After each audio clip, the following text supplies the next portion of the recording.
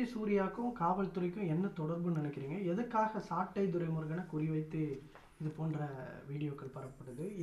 என்ன மாதிரி வீடியோக்கள்லாம் இன்னும் இருக்கு? இல்லை, காவல்துறை தனக்கு வேண்டி, அதாவது ஒரு நபரை அவரை களங்கப்படுத்த வேண்டும், அவருடைய புகழுக்கு தீங்கு விளைவிக்க வேண்டும் என்று நினைத்தால் யாரை வேணாலும் பயன்படுத்தலாம்.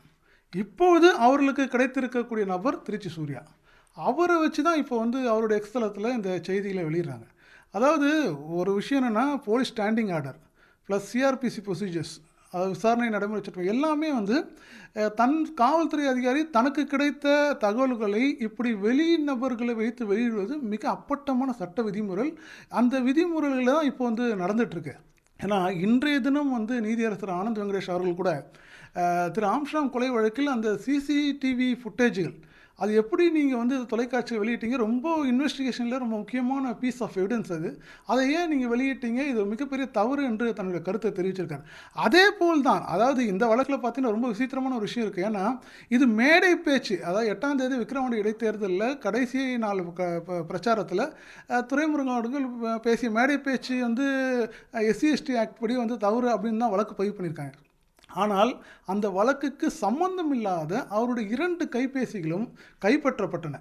கைப்பற்றியவுடன் காவல்துறை அதிகாரிகள் என்ன பண்ணுவாங்கன்னா, அது உடனடியாக நீதிமன்றத்தில் ஒப்படைக்கிறது தான் நடைமுறை. ஆனால் இதில் என்னென்னா, இதுவரைக்கும் அந்த விசாரணை அதிகாரி டிஎஸ்பி ஆனந்த் என்பவர் அதை நீதிமன்றத்திலும் ஒப்படைக்கவில்லை. மாறாக மிக தவறாக அதை பயன்படுத்தும் நோக்கத்தோடு அதில் உள்ள குரல் பதிவுகள், அதுவும் அமீருக்கும் சாட்டை துரைமுருகனுக்கும் நடந்தது 2 தனிப்பட்ட நபர்கள். இந்த வழக்குக்கும் அந்த அந்த அந்த குரல் பதிவுக்கும் எந்த சம்மந்தம் கிடையாது. அதை குரல் பதிவு கேட்டவங்களுக்கு நல்லா தெரியும். ஆனால் அதை எடுத்து அதாவது சூர்யா போன்ற நபர்களிடம் கொடுத்து வெளியிட வேண்டிய அவசியம் என்னவென்றால், அதனுடைய ஒரே நோக்கம் சாட்டை துரைமுருகனுடைய அவருடைய அந்தரங்கங்களை வெளியிடுவது, ப்ளஸ் அவருடைய அரசியல் வாழ்வில் ஒரு பெரிய களங்கத்தை ஏற்படுத்தும் ஒரு முயற்சியாக தான் நாங்கள் பார்க்குறோம். செய்திகளை உடனுக்குடன் தெரிந்து கொள்ள உடனே சப்ஸ்கிரைப் பண்ணுங்க.